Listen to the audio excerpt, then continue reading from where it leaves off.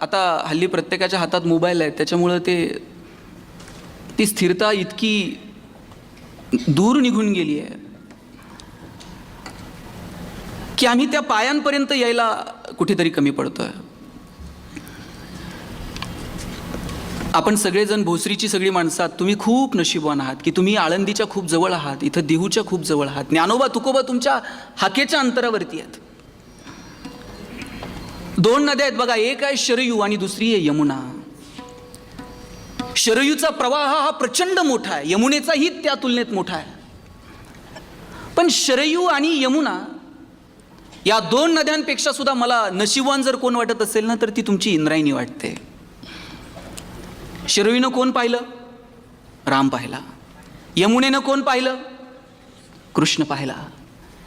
शरयू आणि यमुनेचा प्रवाह मोठा आहे, त्यांना राम आणि कृष्ण पाहायला मिळाले. इंद्रायणीचा प्रवास किती हो, इथं लोणावळ्याजवळ एका डोंगरात उगम पावते आणि पुढं निरेजवळ जाऊन भीमेला मिळते. एवढासा प्रवास आहे. पण एवढ्याशा प्रवासामध्ये तिनं दोन महान संत पाहिले. एक पिढ्यानपिढ्या महाजनकीची आलेली सगळी कागदपत्र ज्यांनी इंद्रायणीच्या डोहात नेऊन बुडून टाकली ते तुकोबा, आणि दोन जो जे वांछील तो तेला हो प्राणीजात असं म्हणणारे ज्ञानोबा. कुणी म्हणेल ज्ञानोबा असे तुकोबा असे. ज्ञानोबा आणि तुकोबांमध्ये काय फरक आहे माहिती आहे का? ज्ञानोबा आणि तुकोबांमध्ये किंचितचा फरक आहे महाराज. ज्ञानोबांनी असं कानात सांगितलं, बाबा असं नाही, असं वागा, आणि तुकोबांनी असं कानाखाली लावून सांगितलं, असं वागावं लागतं. एवढाच काय तो फरक आहे ज्ञानोबा आणि तुकोबांमध्ये, दुसरा फरक नाही. आणि सगळ्या साधू संतांचा विचार एकच आहे की तुम्ही चित्त स्थिर करा, तुमचं मन स्थिर होऊ दे. पण दुर्दैवानं आमचं मन स्थिर होऊ शकत नाही. बरं, ज्ञानोबा या अभंगामध्ये मन स्थिर करा सांगतात, पण कुठं स्थिर करावं हे पण सांगावं लागेल. त्यांनी सांगितलं की परमेश्वराच्या चरणाजवळ तुमचं मन स्थिर होऊ दे. आमचं स्थिर होतं, पण कुठं होईल हे सांगता येत नाही. आमच्याकडे एक मित्र आला गावाकडून पुण्यात, आणि पुण्यातल्या मित्राने त्याला सांगितलं, आता आलाय ना 2 दिवस थांब म्हणला. तो म्हणला, अरे आलोय मी, पण संध्याकाळी मला परत नगरला जायचं, मी कपडे आणलेले नाहीत म्हटलं. त्यांना कपड्याचं काय घेऊन बसला म्हटलं, काल नवीन ड्रेस आणलाय, आज तो ड्रेस घाल, 2-3 मित्रांना भेटून येऊ. हे नाही म्हणता म्हणता यानं त्याला ड्रेस घालायला लावला.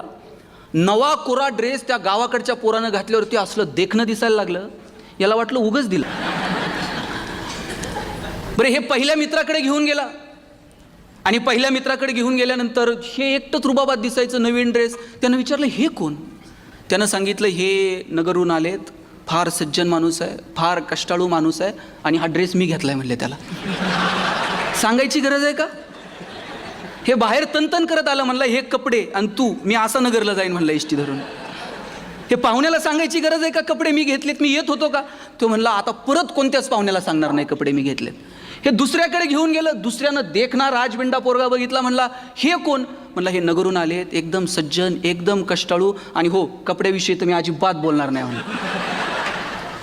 ते बाहेर आल्यावर म्हणला, मी आता थांबतच, शपथ घेऊन सांगतो म्हणला, परत कपड्यावर बोलणार नाही.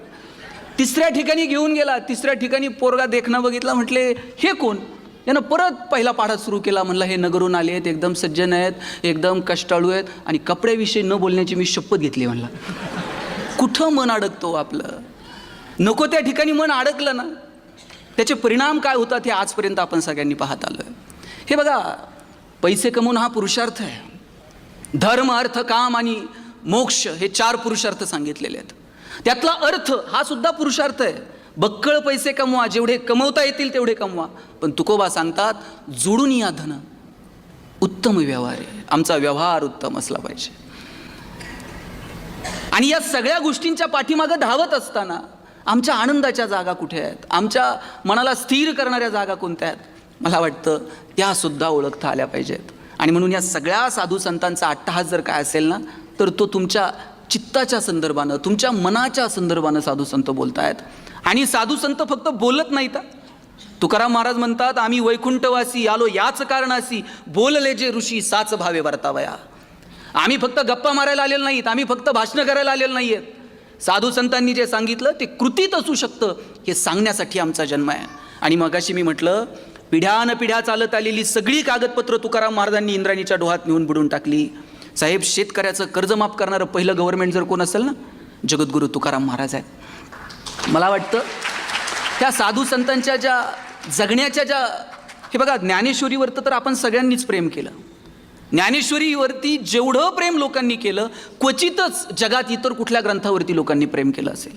अहो, खेड्यापाड्यात पारायण होता तो, माऊलीला प्राकृत कळत सुद्धा नाही, पण ते बोट त्याच्यावरनं फिरवते, ते म्हणते माऊलीचं ज्ञानेश्वरी वाचायची, पारायणाला बसायचं आहे म्हणते.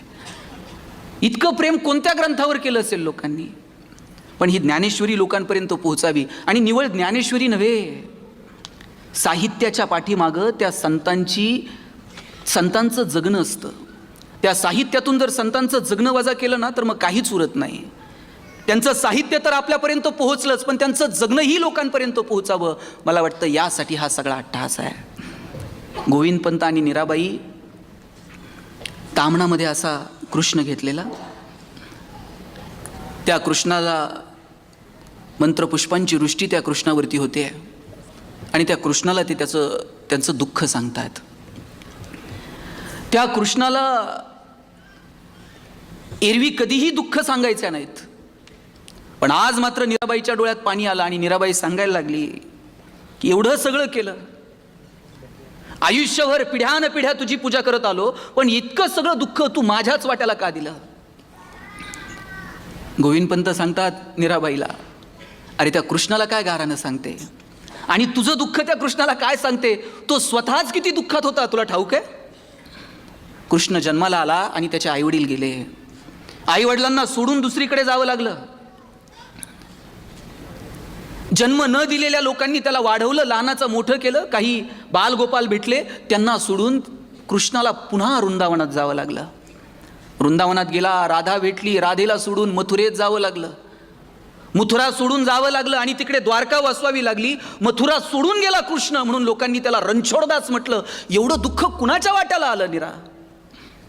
बायकोला सांगतायत गोविंदपंत, रडतेस काय, कृष्णाला काय गारानं सांगते. अरे तो किती दुःखात जगला. पण हो, कृष्ण दुःखात जगला, पण कृष्णानं त्याच्या जगण्याचा उत्सव केला. कृष्णाच्या चेहऱ्यावर तुम्ही कधी दुःख बघितलंय. कृष्ण असा टेन्शनमध्ये बसलाय, मित्र गेले, राधा गेले, ना आता काय करायचं भाऊ, कोणाला सांगायचं. कृष्णाने त्याच्या जगण्याचा उत्सव केला. हो, कृष्ण बघा, दोन शब्द आहेत, एक आहे एंटरटेनमेंट आणि दुसरा आहे सेलिब्रेशन. एंटरटेनमेंट म्हणजे तिकीट काढायचं आणि पिक्चर बघायचा. सेलिब्रेशन, कृष्ण स्वतः नाचतो, कृष्ण स्वतः बासरी वाजवतो, तो सगळ्या जाती धर्माच्या पोरांना गोळा करतो, काला करून खातो कृष्ण. मला वाटतं तो कृष्ण आपण समजून घेतला पाहिजे. गोविंदपंत मीराबाईला सांगतात, त्या कृष्णाला तुझं काय गारानं सांगते. मीराबाई म्हणते, मग त्याला नको सांगू तर कुणाला सांगू. दारातून आवाज आला, अल्लख निरंजन. त्या आवाजाच्या दिशेने मीराबाई गेल्या, हातात सूप घेतलंय. त्या सूपामध्ये, सूप म्हणजे धान्य पाखडायचं असतंय. सूप म्हटल्यानंतर त्यांना डोक्यात काय वेळ झालं. ते धान्य पाखडायचं सूप हातात घेतलंय, त्याच्यातून तांदूळ नेऊन दारात आलेल्या साधूच्या झुळीमध्ये टाकलंय.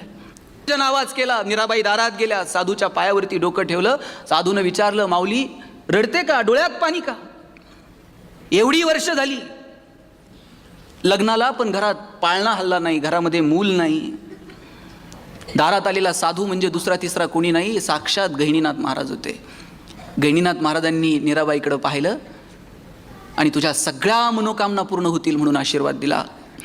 हसत हसत मीराबाई आत निघून गेल्या.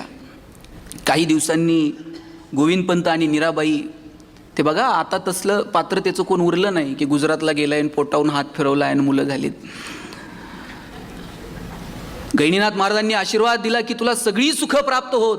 गोविंदपंत आणि मीराबाई यांच्या पोटी मूल जन्माला आलं, आणि नाव काय ठेवावं तर त्याचं नाव ठेवलं विठ्ठल. विठ्ठलपंत नाव ठेवलं. काय नावं सुद्धा काय सुंदर आहेत. विठ्ठलपंत नाव ठेवलंय मुलाचं. आणि मग या विठ्ठलपंतांनी शिकलं पाहिजे, शिक्षण घेतलं पाहिजे, याच्यासाठी त्यांची सगळी धडपड सुरू झाली. बघा, साधू संतांना दुःख सहन करावं लागलं असेल, पण याच साधू संतांच्या दुःखामध्ये धावून जर कोण गेलं असेल तर साक्षात परमेश्वर धावून गेलेलं आपल्याला पाहायला मिळतं.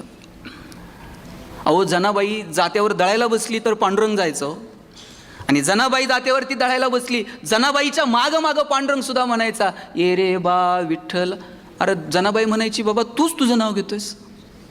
जनाबाईला दळे लागता लागता विसरून जायचा की मी विठ्ठल आहे, मी पांडुरंग आहे. एवढं प्रेम केलं भगवंतानं त्याच्या भक्तांवरती. प्रल्हादासाठी धावून जावं लागलं. किती प्रेम केलं.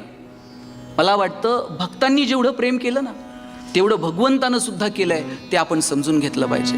एकदा देवानं भक्तांची यादी करायची ठरवली होती आणि मग भक्तांची यादी करताना पहिली यादी जाहीर केली. जशी कर्जमाफीची यादी जाहीर होती, पहिली यादी जाहीर केली. पहिल्या यादीमध्ये ज्ञानोबा नाहीत, तुकोबा नाहीत, कुणी म्हणून नाही. आणि मग ज्ञानोबा नाहीत, तुकोबा नाहीत म्हटले, मग ही यादी कुणाची आहे? नामदेवरायांनी थेट देवाला फोन लावला. म्हटले काय यादी जाहीर केली ना आमची नावं यादीत नाहीत. देवानं सांगितलं थांबा, पुढची यादी येणार आहे. दुसरी यादी जाहीर झाली, त्यातही यांची नावं नाहीत. नामदेवराय म्हटले देवा, पहिल्या यादीत आमची नावं नाहीत, दुसऱ्या यादीत आमची नावं नाहीत. आमची नावं काय वगळली की काय म्हणला मतदार यादीत? नाही म्हणले, तिसरी यादी लागणार आहे. आणि तिसरी यादी लागली आणि पहिलंच नाव ज्ञानोबांचं आलं. ज्ञानोबा, तुकोबा सगळ्यांची नावं तिसऱ्या यादीत आली. आणि मग देवाला विचारलं नामदेवरायांनी, देवा पहिल्या यादीत नाही, दुसऱ्या यादीत नाही, तिसऱ्या यादीत आमची नावं का? देवानं सांगितलं, नामदेवराया, पहिली यादी त्यांची आहे जे माझी भक्ती करतात, दुसरी यादी त्यांची आहे जे माझ्यावर प्रेम करतात, आणि तिसरी यादी त्यांची आहे ज्यांची मी भक्ती करतो, ज्यांच्यावर मी प्रेम करतो. अरे काय रुबाब आहे आमच्या साधू संतांचा. यांनी भजन गावं आणि साक्षात पांडुरंगानं येऊन नाचावं. हे प्रेम जर कुणाला मिळालं असेल तर ते फक्त साधू संतांना मिळालं.